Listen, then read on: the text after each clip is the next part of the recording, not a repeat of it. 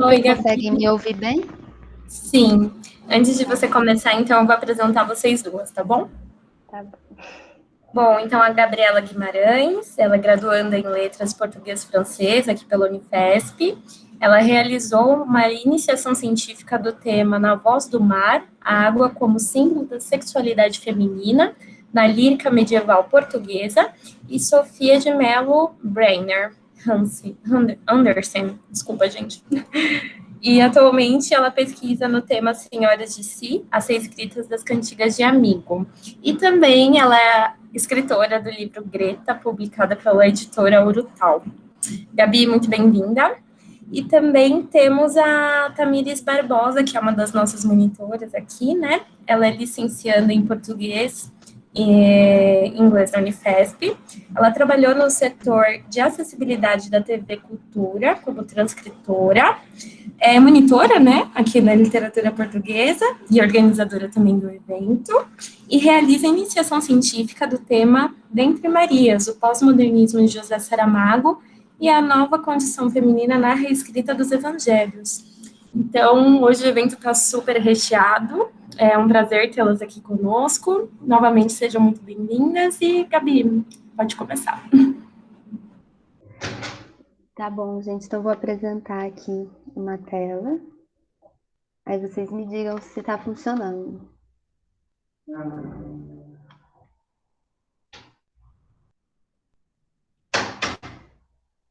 Dá pra ver? Dá sim, tá perfeito. Dá? Então, eu vou fazer uma apresentação, assim, da poética da Sofia, uma apresentação um pouco mais geral. A Sofia, ela nasceu no dia 6 de novembro de 1919, no Porto, em Portugal, e ela tem o seu primeiro livro, Poesia, publicado em 1944. Depois ela publicou mais 13 livros, né? O Dia do Mar, Coral, No Tempo Dividido, Mar Novo, Cristo Cigano, Livro Sexto, Geografia, Dual, O Nome das Coisas, Navegações, Ilhas, Musa e o Búzio de Costa. Ela também, nesses livros, tem as artes poéticas dela, ela escreveu alguns contos para crianças, ensaios, ela recebeu diversos prêmios importantes, fez parte de uma revista que se chama Caderno de Poesia, junto de outros escritores, do Jorge de Sena, que era um amigo dela. E na poética dela, a presença de um fascínio pela natureza, e principalmente pela água. Então, existe um classicismo, né? Vários traços greco-romanos encontrados nos poemas dela, e tem o livro O Nu na Antiguidade Clássica, que é um livro em que ela discorre sobre as pesquisas a respeito da Grécia Antiga. E o que já nos aponta para uma elaboração da poética dela voltada para esse mundo mediterrâneo. Então, desse livro eu trouxe uma citação que meio que justifica assim, a circularidade dela. Por isso nós voltamos para a Grécia. Não porque ela esteja aureolada pelo mítico prestígio de um passado glorioso, mas porque ela é para nós atualidade e exemplo. Então, a Sofia, numa espécie de anacronismo, ela retoma essas imagens de uma tradição e relaciona com o presente, e ela compõe assim uma circularidade assim temporal. E aí eu trouxe um outro poema para dar um exemplo de uma descrição de esculturas que ela faz, retomando essas imagens gregas. Sunho, na nudez da luz, cujo exterior é o interior, na nudez do vento, que assim próprio se rodeia, na nudez marinha duplicada pelo sal, uma a uma são ditas as colunas de Sunho. Sunho é o que está na imagem, ao lado, fica numa península no sul da Ática, na Grécia, e nessa península está um templo grego mais bem conservado, que foi erguido em homenagem a Poseidon, para proteger as águas gregas. E existe, né, nesse poema, assim como em diversos outros, uma aliança do corpo com a luz, com o vento, com o mar, com todas as coisas erguidas, né, independente da materialidade, independente da constituição, se revelam nos poemas pela concretude delas e pela presença delas no mundo. E aí a Sofia também aborda momentos marcantes da história de Portugal, como a ditadura salazarista. Ela lamenta, né, porque ela viveu nesse período, e também com uma positividade em relação ao futuro da nação. Então ela comemora o dia 25 de abril, que é o dia da Revolução dos Cravos. A data que parece ser a gênese de um sonho, de um futuro. Aí eu trouxe esse poema. A minha vida é o mar, o abril, a rua. O meu interior é uma atenção voltada para fora. O meu viver escuta, a frase que de coisa em coisa silabada, grava no espaço e no tempo a sua escrita. Não trago Deus em mim, mas no mundo o procuro, sabendo que o real mostrará. Não tenho explicações, olho e confronto, e por método é nu meu pensamento. A terra, o sol, o vento, o mar, são minha biografia e são meu rosto. Por isso, não me peçam cartão de identidade, pois nenhum outro senão o mundo tenho. Não me peçam opiniões nem entrevistas, não me perguntem datas nem moradas, de tudo quanto vejo me acrescento, e a hora da minha morte aflora lentamente, cada dia preparada. Nesse poema, ela utiliza a água do mar, não só a água do mar, mas também a natureza, né, a terra, o sol, o vento como uma dimensão do seu próprio corpo, né? Então, a sua vida, sendo a natureza, justifica a sua experiência. Então, todas as belezas da natureza como um alongamento do seu ser, da sua inteireza. Então, permeada dessa imensidão, dessa simbiose com elementos da natureza, e também, além disso, no primeiro verso, a minha vida é o mar, o abril a rua, a gente pode estabelecer uma relação com o período de 1926 a 1974, que Portugal passou por um momento de ditadura, né, salazarista, um momento de censura, e as obras literárias, antes de serem publicadas, elas eram submetidas a uma análise, a uma censura. Então, a Sofia, né, como os outros poetas que viveram nesse momento, que que culminou na Revolução, a Revolução dos Cravos, que aconteceu no dia 25 de abril de 1974, que foi a data em que um golpe de Estado derrubou a ditadura salazarista. E também tem um outro poema que ela fala desse dia, que é 25 de abril. Esta é a madrugada que eu esperava, o dia inicial inteiro e limpo, onde emergimos da noite do silêncio e livres habitamos a substância do tempo. Nesse poema há palavras que recordam uma liturgia pascal. O poema exibe uma expectativa de salvação, saúda, né, a revolução. Então, a poética da Sofia ela é muito envolvida com a história. Tem uma relação mítica nos poemas. Então, às vezes ela faz alusão ao mito, a um ausente, sempre numa atitude de religiosidade, que pode ser um interlocutor, que pode representar um ser, um Deus, mas também a ânsia de uma nova ordem social. E aí, no próximo slide, eu vou mostrar para vocês o trecho de um documentário que se chama O Nome das Coisas. Sua alma confiada. Por isso não admitimos a censura e não admitimos o capitalismo da palavra e não admitimos que se crie uma inquisição de esquerda. Uma pessoa identificada com o Partido Socialista, tanto que foi deputada na Assembleia. Sua alma confiada.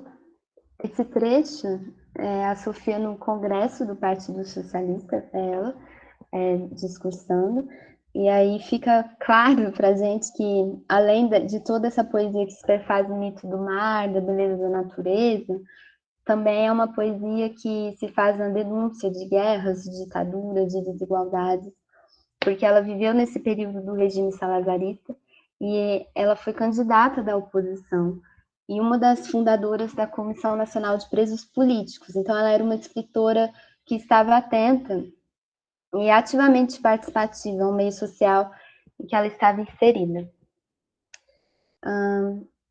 As minhas mãos mantêm as estrelas. Segura minha alma para que se não quebre a melodia que vai de flor em flor. Arranco o mar do mar e ponho em mim, e o bater do meu coração sustenta o ritmo das coisas. Com essa linguagem que esboça com nitidez os elementos característicos do seu mundo e das relações culturais e políticas presentes, é possível perceber uma rasura do sujeito nas obras, né? Um sujeito que se complementa, que se junta a elementos do mundo, a elementos da natureza. E essa rede imagética das navegações do mar, presente na obra de Sofia, revela uma surpresa, assim, causada pelo desconhecido, assim, um alvoroço, mas também uma espera, uma saudação ao inesperado e também um reconhecimento das potencialidades de cada palavra. Então, ela canta a realidade, ela evoca mitos, ela faz referência a outros poetas como Fernando Pessoa, o Camões, e até mesmo o João Cabral de Melo Neto, a Manuel Bandeira, Cecília Meirelles. Com o João Cabral ela chegou a trocar cartas, viajar, enfim. Então, existe na obra poética dela um momento em que ela fala do Brasil, fala de Brasília, e eu escolhi um poema que tem uma gravação dela recitando. Brasil de canto e doçura, em vosso e meu coração. Brasil que une e mistura todas as raças da terra, Brasil imensa aventura, em nossa imaginação. Mas ao Brasil que tortura, só podemos dizer não. Brasil dos bandeirantes e das gentes imigradas, em tuas terras distantes, as palavras portuguesas ficaram mais silabadas, como se nelas houvesse desejo de ser cantadas. Brasil, espaço e longura em nossa recordação. Mas ao Brasil que tortura, só podemos dizer não. Brasil de Manuel Bandeira, que ao franquismo disse não, e cujo verso se inscreve neste poema invocado em vosso e meu coração. Brasil de Jorge de Lima, bruma, sonho e mutação. Brasil de Murilo Mendes e Cecília, a tão secreta brasileira dos Açores. Brasil de Carlos Drummond, Brasil do Pernambucano, João Cabral de Melo que deu à fala portuguesa novo corte e agudeza. Brasil da arquitetura, com nitidez de coqueiro, gente que fez da ternura nova forma de cultura, país de transformação. Mas ao Brasil que tortura, só podemos dizer não. Brasil de Dom Hélder Câmara, que nos mostra e nos ensina a raiz de ser cristão. Brasil imensa aventura, terra de renovação. Mas ao Brasil que tortura, só podemos dizer não. Bom, esse poema ele é marcadamente histórico, né? E eles podem ser reatualizados. Brasil de canto e do... Aí, consegui. E a gente poderia, assim, dizer em uníssono, né, com ela. Mas ao Brasil que tortura só podemos dizer não. E além disso, ela também relata muito a geografia, os espaços em que ela habita, as praias, as estátuas, os caminhos que ela percorre por uma cidade. Tem casas também que habitam os poemas. E essa voz coletiva, essa tradição oral presente nas obras dela, deixa evidente que ela possui um aprofundamento visível assim, na cultura clássica. Então, ela faz diversas referências ao Camões, ao mundo mediterrâneo, mas com uma lucidez do real também, da vida concreta. E ela afirma, né, ela é conhecida como a poeta do mar, mas ela afirma que a poesia, para ela, é a explicação do que ela vê, junto de uma coragem que se desprende de qualquer rigor estético ou convencional. Eu trouxe esse poema para exemplificar uma relação que ela constrói com Camões. Camões e Atença. Irás ao passo, irás pedir que a Tensa seja paga na data combinada. Este país te mata lentamente, país que tu chamaste não responde, país que tu nomeias e não nasce. Em tua perdição se conjuraram e sempre os inimigos sobejaram a quem ousou seu ser inteiramente, e aqueles que invocaste não te viram, porque estavam curvados e dobrados, pela paciência cuja mão de cinza tinha apagado os olhos no meu rosto. Irás ao passo, irás pacientemente, pois não te pedem canto, mas paciência. Esse país te mata lentamente.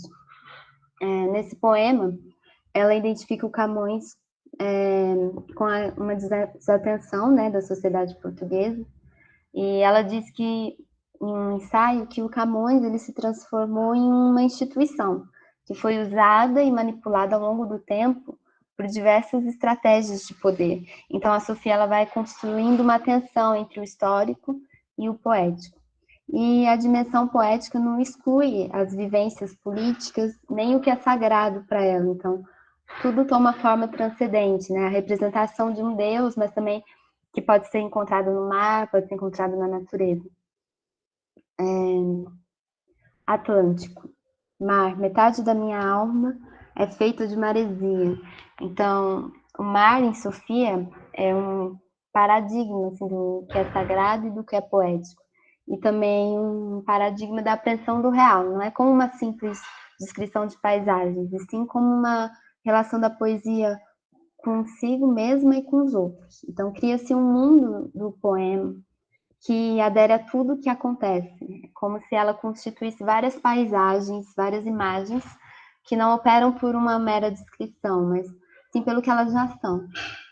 Então, a paisagem e a natureza na poesia dela é essa percepção, essa representação, faz do espaço uma característica que vai marcando um ponto de vista do real que perpassa toda a obra dela. Então, é um olhar, uma escuta, um desejo de tocar o mundo. E as artes poéticas que ela escreve exibem isso, né? Em uma delas, ela se diz atenta como uma antena, uma atenção ao real, uma afirmação absoluta do mundo. E dentro dessas imagens também existe uma presença de um corpo, de um eu. Esse poema é o primeiro poema do primeiro livro dela.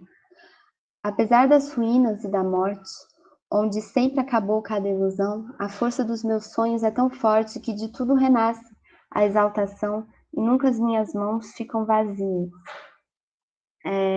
Esse gesto que se faz ao fim do poema, como se um humano partisse de uma paisagem, então, e também um ciclo, né? Um viver e morrer, uma metamorfose que, além disso, compõe um gesto, compõe um corpo que vai se compondo, uma dança. Eu considero a Sofia bem dançante, e aí eu trouxe um poema que ela fala um pouco sobre dança. Inventei a dança para me disfarçar. Hebra de solidão eu quis viver e cobri de gestos a nudez da minha alma, porque eu era semelhante às paisagens esperando, e ninguém me podia entender. Então, ela constrói uma sinestesia, né? Diversos sentidos vão se imbricando, uma supressão assim, um pouco do tempo, cada poema se constrói um monumento, uma assombração de acontecimentos, e mortos, e deuses, e caminhos para casa. Então, e ela diz que para ela a poesia ela não explica, ela implica. E o fazer poético para ela é visto como uma manifestação perante a vida. E para deixar isso mais claro ainda, eu trouxe um trecho de um filme do João César Monteiro que a gente tem a presença dela realmente. Eu só vou pular um pouco, porque é um pouco grande.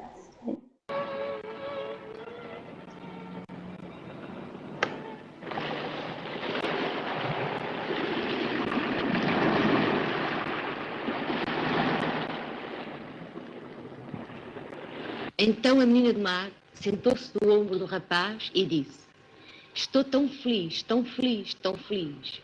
Pensei que nunca mais te ia ver. Senti o mar, apesar de todas as suas anémonas, parecia triste e vazio. Eu passava os dias inteiros a suspirar e não sabia o que havia de fazer. Até que um dia o rei do mar deu uma grande festa. Convidou muitas baleias, muitos tubarões e muitos peixes importantes. E mandou-me ir ao palácio para eu dançar na festa. No fim do banquete, chegou à altura da minha dança, eu entrei na gruta onde o rei do mar estava com os seus convidados, sentado no seu trono de nácar, rodeado de cavalos marinhos. Então os búzios começaram a cantar uma cantiga antiquíssima que foi inventada no princípio do mundo. Mas eu estava muito triste e por isso dancei muito mal. Por que estás a dançar tão mal? Perguntou o rei do mar. Porque estou cheia de saudades, respondi eu. Saudades? Disse o rei do mar. Que história é essa? E perguntou ao povo, ao caranguejo e ao peixe o que tinha acontecido. Eles contaram-lhe tudo. Então o rei do mar teve pena da minha tristeza e teve pena de ver uma bailarina que já não sabia dançar. E disse, amanhã de manhã vem ao meu palácio. No dia seguinte de manhã eu voltei ao palácio. E o rei do mar sentou-me no seu ombro e subiu comigo à tona das águas. Chamou uma gaivota, deu-lhe o frasco o filtro de anémonas e mandou-me ir à sua procura. E foi assim que eu consegui que tu voltasses. Agora nunca mais nos separamos, disse o rapaz.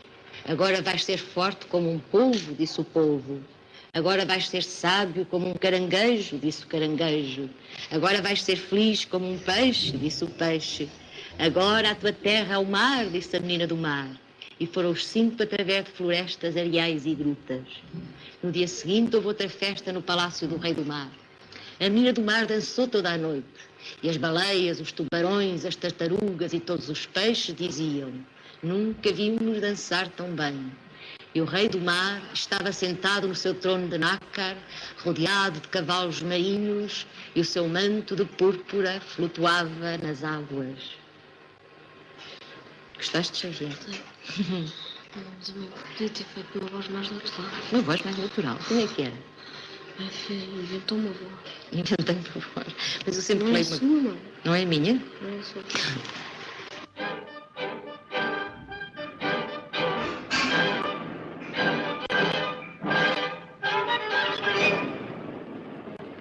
A coisa mais antiga de que me lembro é de um quarto em frente do mar, dentro do qual estava, poisada em cima de uma mesa, uma maçã enorme e vermelha. Do brilho do mar e do vermelho da maçã, erguia-se uma felicidade irrecusável, nua e inteira. Não era nada de fantástico, não era nada de imaginário. Era a própria presença do real que eu descobria. Mais tarde, a obra de outros artistas veio confirmar a objetividade do meu próprio olhar. Em Homero reconheci essa felicidade nua e inteira, esse esplendor da presença das coisas.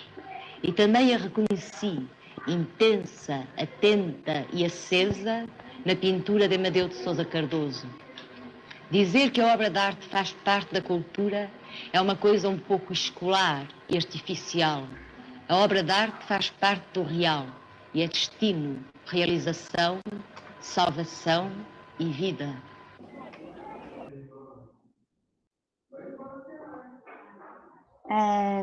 Nesse trecho que eu selecionei para vocês, a primeira parte é a Sofia lendo para o filho dela, um conto que se chama A Menina do Mar. Um conto que se chama Menina do Mar, e aí a gente vê uma cena cotidiana, que essa história é uma história que a mãe da Sofia contava para ela, e que provavelmente o filho dela vai contar para os seus filhos, ou já conta, e assim por diante, mas o que é a singularidade é que no final a gente se surpreende com o menino falando que não gostou da voz dela, que poderia ter uma voz mais natural. E assim, é um trecho interessante, eu gosto disso, porque quebra um pouco essa expectativa, assim, e de certa maneira a gente vê um pouco como é a vida, né, a nudez da vida dela, esse real de que ela tanto fala. E logo em seguida, ela comenta de um quarto em que ela estava na frente do mar, e uma maçã pousava na mesa e que ali ela teve uma visão de felicidade, um êxtase, era uma descoberta, era a presença do real. E esse real que não cessa de acontecer, né? E essa apreensão do real implica um combate também, né, nesse fazer poético, um combate também ao real que é opressor. E para terminar, eu vou ler um conto do Leonardo Gandolfi, com os desenhos da Marília Garcia, que eu acho que... Era uma vez uma menina chamada Sofia, e ela dividia os seus dias entre ouvir e falar poemas, ouvir e olhar o mar. Desde pequena, descobriu as histórias de navegantes, mas poemas e histórias só lhe interessavam se houvesse neles justeza entre as palavras. Também gosto de poemas sobre búzios, anêmonas, algas, ouriços e ânforas de barro, que é onde os homens tentam guardar o mar, disse ela. Quando a menina Sofia ouvia e olhava o mar, ela encontrava coisas concretas, como gaivotas lá no alto, barcos desaparecendo na linha do horizonte e um enorme desejo de justiça entre os homens. Por falar em barcos, toda embarcação que saía do porto despertava na menina um desejo de viagem. O anseio de ir em busca de paisagens abertas pelo mar só se igualava ao desejo de justiça entre os homens e de justeza entre as palavras, que cada vez mais cresciam nos poemas que falava. Justiça não é ver uma pessoa punindo outra, mas sim ver que podem ser diferentes, mas iguais em condições. Justeza entre as palavras, disse a menina Sofia, é quando o som encontra o sentido, e o coqueiro se faz mais coqueiro, e o homem se faz mais homem. Certo dia, quando estava sentada na areia da praia, a menina viu um caranguejo vindo em sua direção. Quem é você? Perguntou o caranguejo. Meu nome é Sofia, respondeu. Do que você mais gosta, menina? Perguntou ele. Do mar e das palavras, respondeu ela. Então o crustáceo estendeu a mão à menina e juntos foram nadar.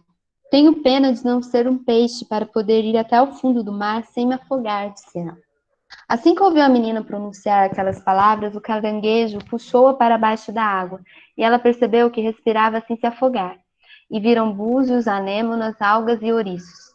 Os dois nadaram tanto que chegaram a uma nova praia. Adoro o mar, disse o caranguejo. Eu também, disse a menina feliz e cansada. Vamos continuar viajando? Perguntou o caranguejo. Sofia não respondeu de imediato. Primeiro pensou na aventura que era nadar pelos mares, na companhia de um amigo tão divertido.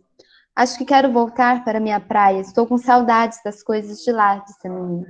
O caranguejo, contente com a nova amiga, também nunca tinha ido tão longe pelos mares, e por isso não lembrava o caminho de volta. Vamos pedir ajuda ao meu amigo polvo, disse ele. Com seus 8 braços, o polvo era mais do que um maestro, era a própria orquestra.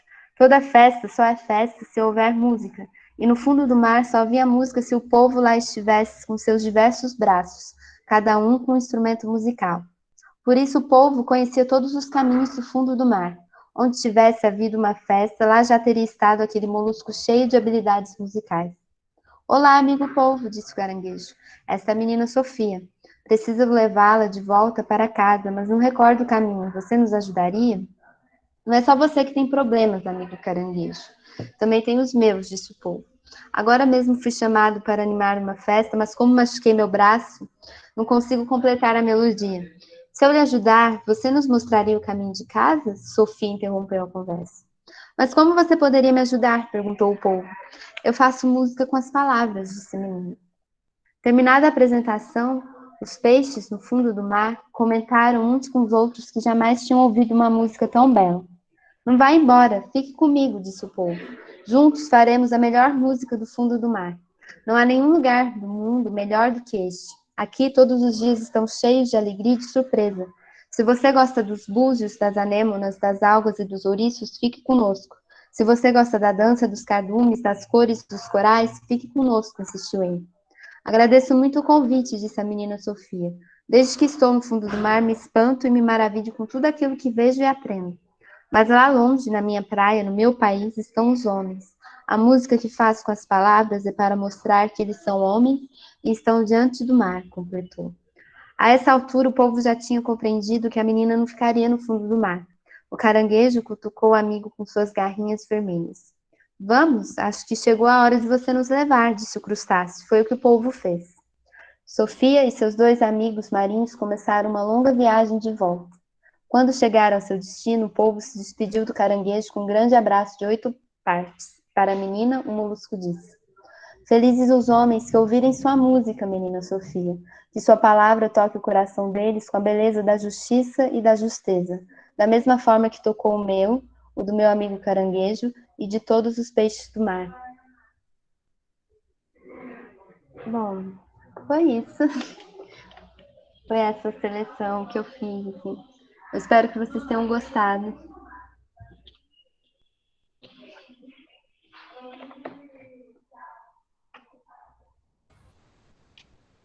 Parabéns, Gabriela. Foi muito legal essa apresentação. Gostei muito. Bom, boa tarde, gente. Eu me chamo Tamires, eu sou monitora. E hoje eu vou falar um pouco sobre a Luísa Neto Jorge. Eu não sou uma pesquisadora dela. A pesquisa que eu fiz sobre ela foi justamente para esse dia. Então, se alguém souber mais alguma coisa sobre ela, tiver algum comentário para fazer, pode ficar à vontade, que depois eu vou ler no chat, tá bom? Eu vou compartilhar a tela, vocês me falam se está tudo certo.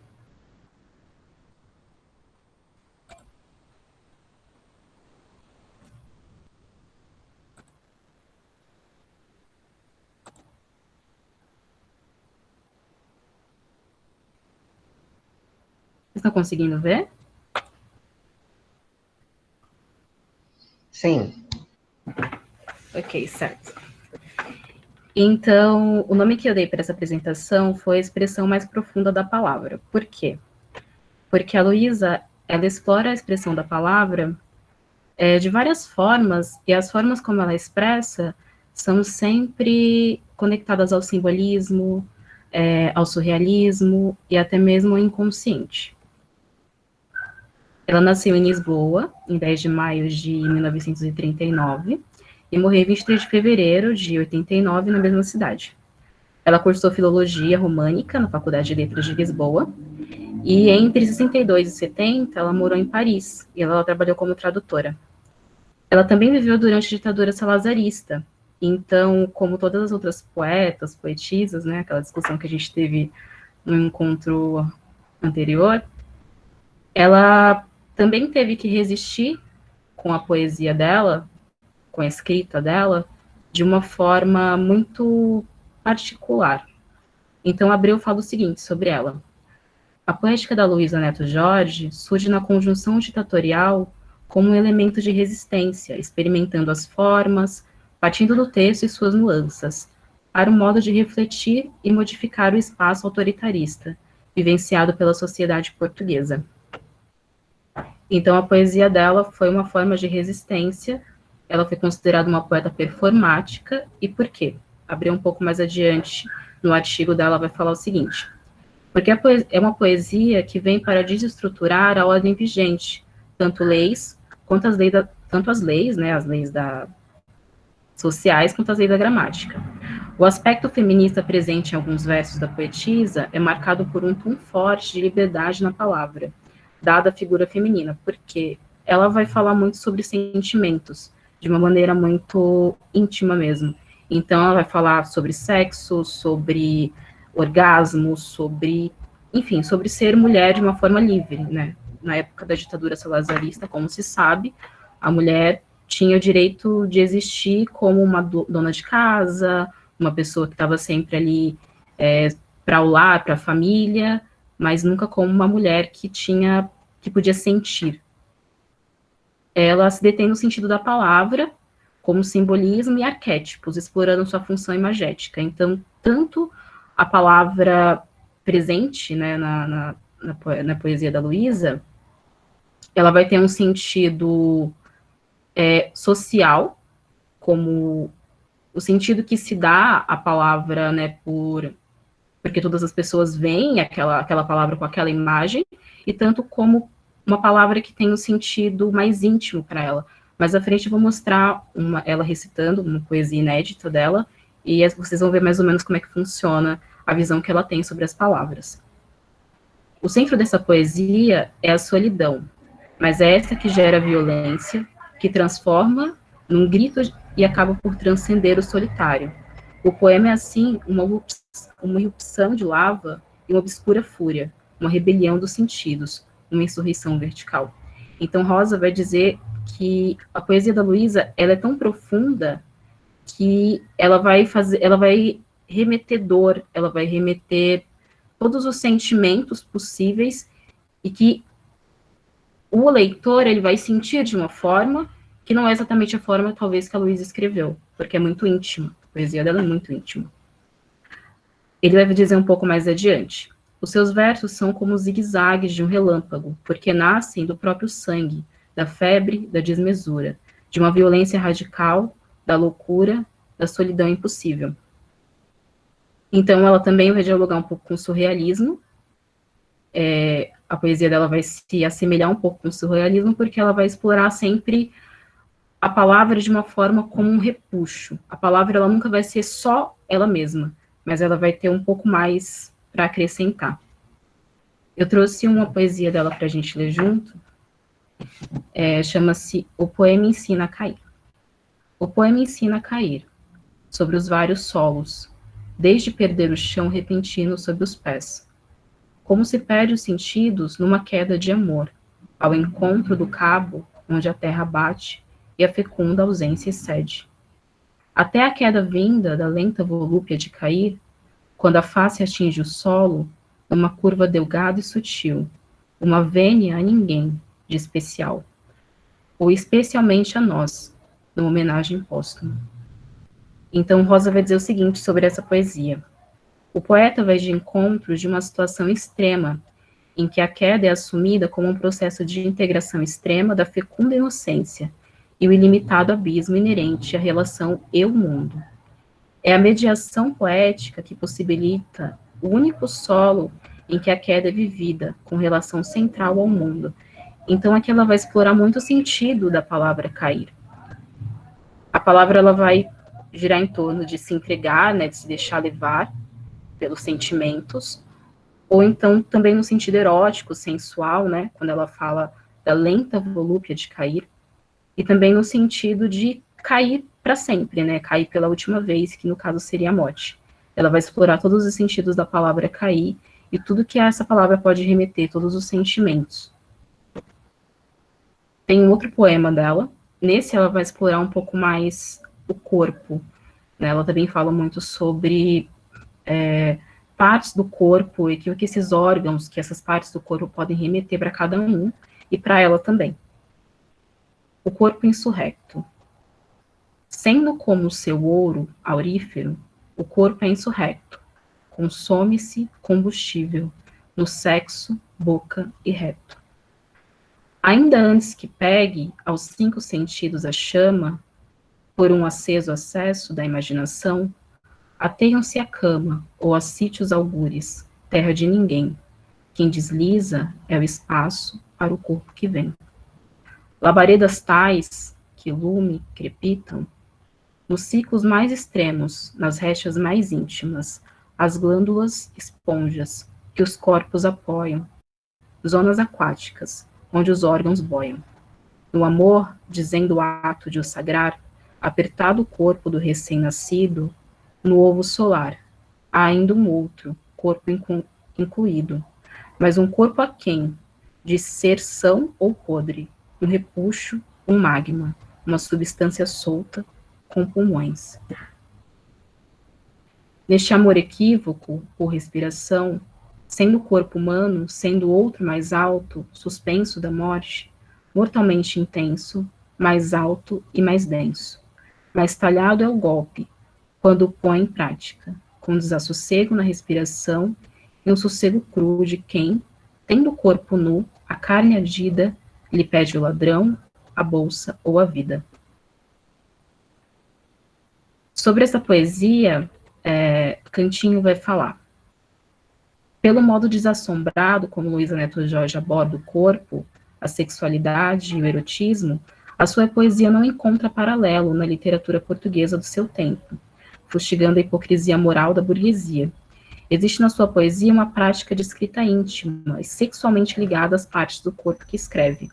É evidentemente um corpo em estado de alarme, que é assim enunciado, movido e assinalado às avessas, como, por exemplo, no poema, sendo como seu ouro aurífero, o corpo é insurrecto, consome-se combustível no sexo, boca e reto. Então, nesse poema, ela vai falar sobre vários sentidos do corpo, e é um corpo em alerta. Então, tanto é um corpo que está num estado de gozo, é um corpo que pode estar num estado de dor, é um corpo que em algum momento aqui vai remeter um pouco até mesmo o ato de parir, né? Quando ela fala apertar do corpo do recém-nascido. Então, ela vai falar sobre todas as partes do corpo dessa forma muito íntima, que para ela pode remeter um certo sentido, mas enquanto a gente lê, enquanto o leitor lê a poesia dela, vai sentindo tudo aquilo de uma forma muito íntima para si mesmo. Tantinho vai falar também que ela é herdeira e conhecedora profunda das poéticas simbolistas e surrealistas, que é, né, o movimento que ela dialoga, como pode ler-se nos textos que ela cita de Mallarmé e Cesarini. Pois viveu em Paris entre 62 e 70, e tendo traduzido autores como Breton, Luísa Neto Jorge manteve sempre na sua poesia um componente surrealista, recusando, por outro lado, o modelo do neorrealismo, o que permitiu introduzir na sua escrita uma interpretação muito pessoal e intensa, uma exaltação do mínimo, representando o inconsciente e que se prende com o querer dar conta do acontecer das coisas, do miolo do mundo. Eu tenho um vídeo para passar para vocês. É um pouco longo, mas nesse vídeo vai ter uma poesia inédita dela. É bem interessante mostrar, porque ela vai explicar mais ou menos como é que funciona para ela tudo isso. Eu vou passar para vocês.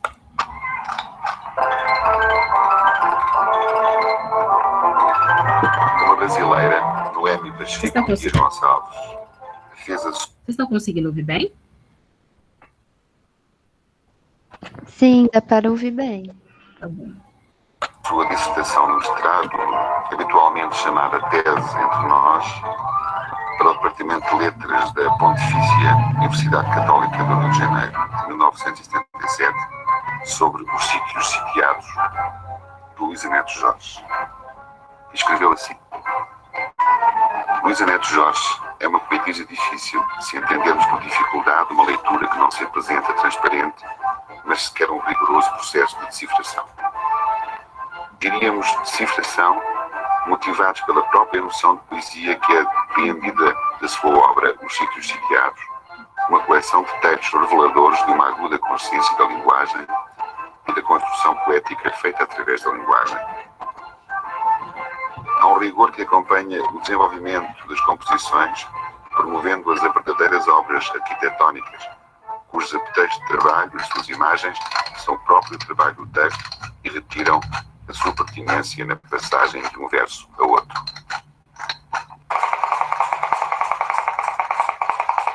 Luísa Neto Jorge fala do poeta Pedro. Bom, isto de falar de um poeta que há vários anos não escreve poesia é assim um bocado um contrassenso.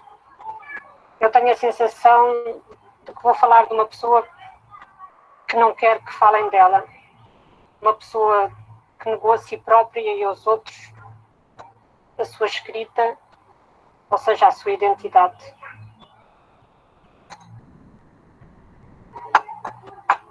Lembrando aquela frase do Rui Belo, homem de palavras, de palavra, eu acho que é um pouco as palavras que faltam ao poeta e é o poeta que falta, no fundo, à sua palavra. E agora, atenção, ela vai ler um poema inédito. Gostaria de ler um poema que dá um bocado essa sensação de ruptura que eu sinto. É um poema que está ligado a dois acidentes. A fratura de um braço e a morte de um amigo, de um grande amigo, a morte do Escada. Eu vou ler e vou tentar explicar, de certa maneira, documentar. Despedaça expor esta fratura, espiar por ela os meus amigos, fechados vários peitos, várias artérias, pela máquina morte removidos. Escritas daninhas, pouca me sinto já para expurgá-las. Em lava aluem, riscam a lume páginas extremes, e um braço na tormenta salienta-se das vagas. Frutífero implanta-se no seio do nosso corpo escasso, membro em viço, irmão braço, vem por dentro semear-nos. Portanto, começa pela exposição dessa fratura exposta, e pela morte, pelo mundo que se fecha, portanto, fechados vários peitos, várias artérias, pela máquina morte, removidos. E daí passa-se logo a uma escritas daninhas, escritas interiores, fala-se de lava, de aluição, há como que uma erupção interna, um desmoronamento ao mesmo tempo. E depois surge o braço. E um braço na tormenta salienta-se das vagas.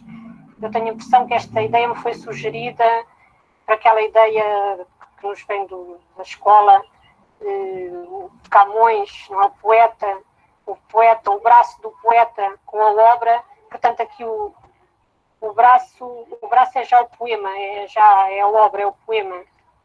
E será esse braço que vai frutificar, que se vai implantar no corpo escasso, quer dizer, na aridez, no silêncio, e que vai ser ele. Portanto, no fundo, há um apelo, membro em viço, irmão braço, vem por dentro semear-nos. Portanto, ele vai ser a semente, a seiva, que pode dar origem a mais coisas. Algumas dessas coisas poderão ser inconfessáveis, mas por agora, Luísa Neto Jorge vai beber café, pôr os óculos e falar um pouco de si.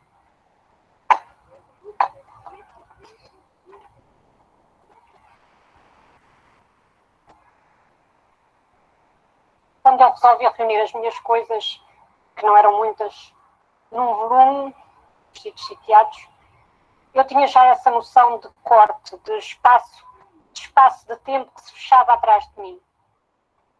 Acabava de deixar Paris, onde vivi cerca de uns 10, 11 anos, e voltava para Portugal. Paris, quando fui para lá em 61, foi assim uma espécie de libertação, de uma libertação de várias opressões, de um desajustamento familiar, de opressão nacional, vamos lá.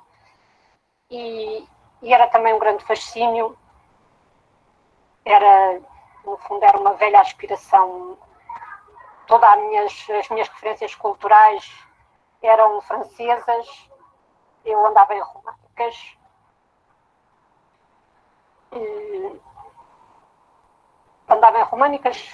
acabei por não acabar o curso, casei-me, fui dar aulas à província, divorciei-me, acabei de dar aulas e fui-me embora para Paris. Tinha 21, 22 anos e era um pouco a aventura, não é? A vida em Paris, vista agora, já com uns anos de distância, eu não sei se isto não será assim um pouco uma nostalgia, já acho que foi um tempo exaltante. Apesar da penúria constante, a penúria económica, acho que foi um tempo exaltante. Também foi em Paris, distante, que eu aprendi a conhecer Portugal.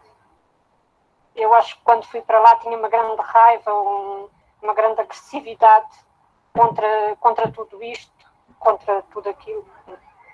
E foi lá pela distância, pela distanciação, vamos lá, não é? Pela diferença, pela ausência, que eu realmente comecei a conhecer Portugal e a gostar. E acho também porque me sentia liberta e acho que é a única maneira de se gostar das coisas, de se amar as coisas, é sentir-nos nós próprios libertos e disponíveis. Havia também, por lá, havia toda aquela gente que lá andava, os portugueses, claro, eram os pintores, os cineastas, eram os primeiros bolseiros da Gulbenkian, e depois todas aquelas levas de exilados políticos. E, portanto, o convívio com essa gente também foi muito bom. a minha colaboração com os pintores foi o Pomar, o primeiro a sugerir-me a ideia de fazer um livro comigo. Ele fazia o poema, ele ilustrava, ele fazia os desenhos. Nessa altura não tinha o poema, acabou por não, depois quando tinha ele já não podia, enfim, acabei por fazer o livro com o Jorge Martins. O Jorge criou uma estrutura à volta do ciclópico ato.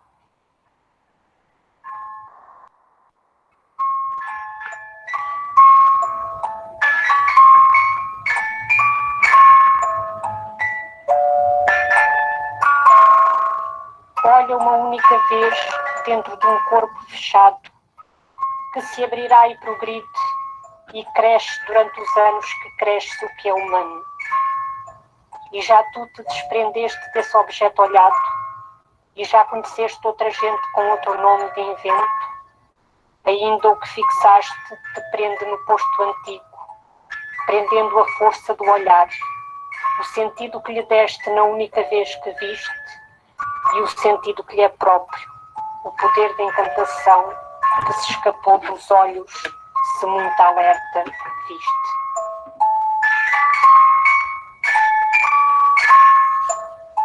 O poema ensina a cair sobre os vários solos, desde perder o chão repentino sob os pés, como se perde os sentidos numa queda de amor, ao encontro do cabo onde a terra abate e a fecunda ausência excede, até à queda vinda da lenta volúpia de cair, quando a face atinge o solo numa curva delgada, subtil, uma vénia a ninguém de especial, ou especialmente a nós, uma homenagem aos.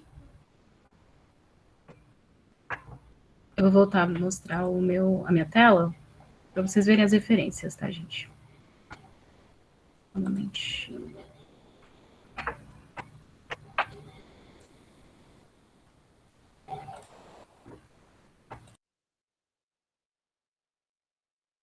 Já volto.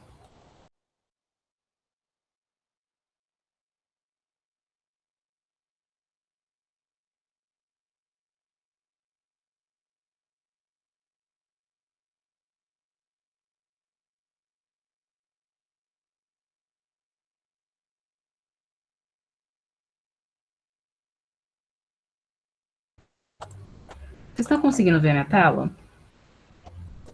Só pra vocês verem a tela de referências mesmo, tá? Deixa eu mostrar isso.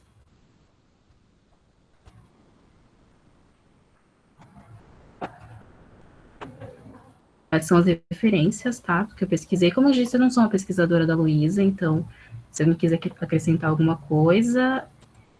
E, bom, a minha apresentação foi isso. Eu vou parar de apresentar agora.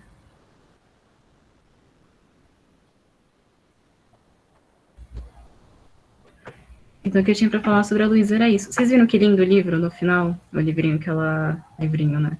O livro maravilhoso que ela criou em Paris, em parceria com o autor com quem ela conviveu em Paris, na época que ela viveu lá. E também vocês viram a questão do sentido do braço, né? Ela falou de uma coisa muito íntima da vida dela, que foi a questão do amigo dela ter sofrido um acidente, ter fraturado o braço, e depois também ela usa isso para relacionar o braço do poeta, né? É uma coisa muito que vai muito de encontro àquilo que é muito íntimo para ela, mas também pode ser íntimo para quem lê. Bom, e sobre o que eu tinha para falar sobre ela era isso. Agora vocês podem fazer perguntas, comentários, fiquem à vontade, gente.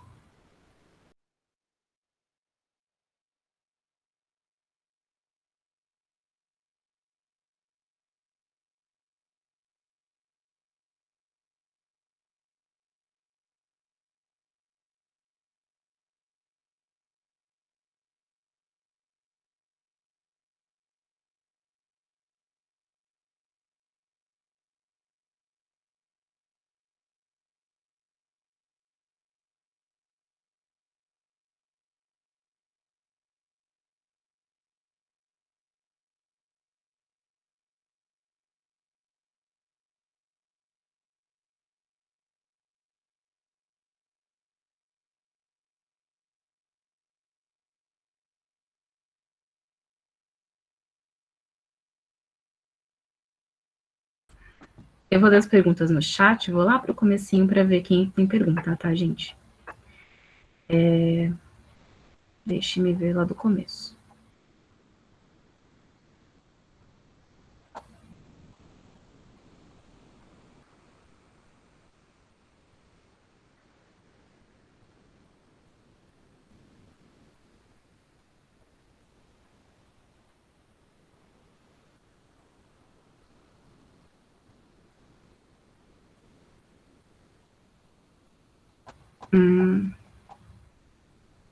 Bom, por enquanto parece que a gente só tem comentário. Então, a monitoria Escrevências parabenizou a Gabriela.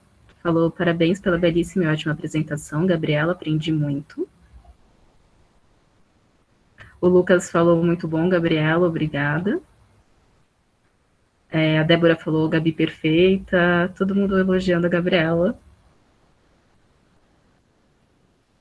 A Juliana também elogiou, falou maravilhoso, muito obrigada, Gabriela. Deixa eu ver se alguém tem pergunta aqui. Natália falou muito linda as leituras do recorte.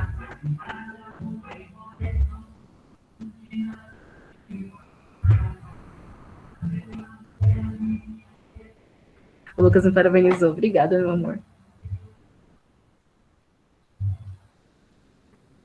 Ana Clara falou assim, eu não conheci a obra da Luísa, parabéns pela excelente e estimulante apresentação. Obrigada. A Bianca Macedo falou que também não conhecia. A Lia, obrigada, meu amor. Falou parabéns. Muita gente não conhecia a Luísa, a gente também não conhecia a Luísa. Eu fui conhecer durante o tempo que eu estava fazendo a pesquisa, eu gostei muito. A Maíra Matos falou, foi ótimo. Tamires, você conhece outras referências visuais da Luísa? Teve esse livro que foi ilustrado, que está no vídeo. Qual o nome? O nome é Poesia 61. Foi um livro que foi feito para ela, mas outros autores também. Vários outros autores. Agora eu não me recordo o nome de todos eles, mas esse livro ele tem várias poesias da Luísa, relacionadas com outros autores. E esse livro também tinha uma parte que se chamava, se eu não me engano... Eu tenho que voltar lá para dar uma olhada. Mas depois eu vou procurar aqui e eu já mando aqui no chat para vocês. A Juliana Souza elogiou, falou as apresentações foram maravilhosas. A Ana Paula também. A Fernanda, obrigada, gente. Tá. Aí a Juliana falou que a semana que vem vai ter a Teresa Horta. Este livro do vídeo não seria o Ciclope 4? Eu acredito que seja esse mesmo. Eu tinha esquecido o nome do livro. Eu estava confundindo com o nome da poesia. Mas é o Ciclope 4. O nome desse livro que ela mostrou, que é aquele livro que tem toda uma questão interacional. É bem bonito o livro. Alguém mais tem pergunta, gente?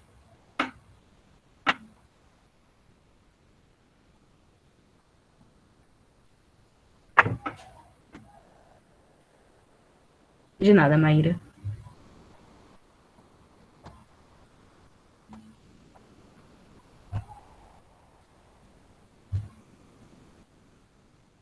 Obrigada.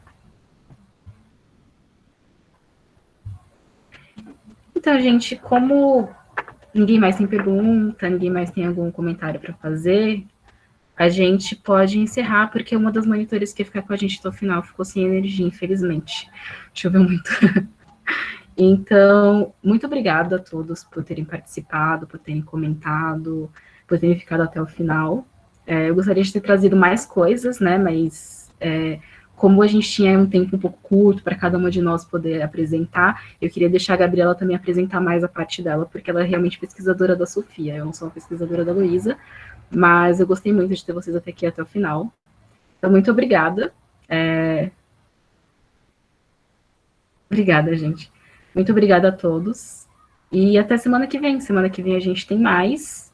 Então, fiquem com a gente até o final. Vai ser bem interessante. Vai ter certificado e também vai ter várias poetisas e escritoras interessantes para vocês verem até o final.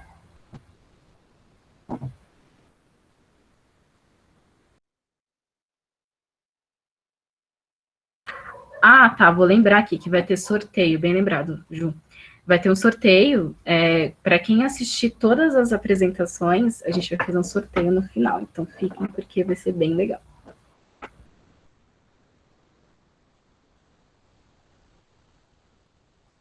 Obrigada, gente. Valeu mesmo pelos elogios. A gente está se esforçando bastante para fazer esse evento ficar bem legal para vocês.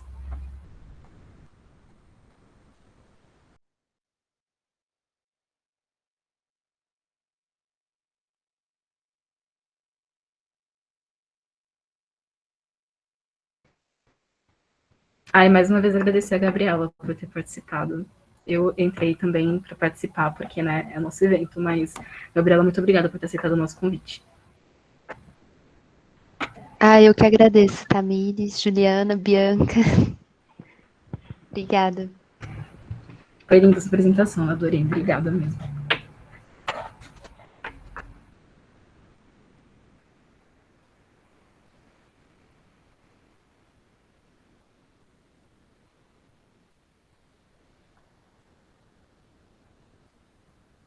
Obrigada, gente. Até semana que vem. Tchau, tchau.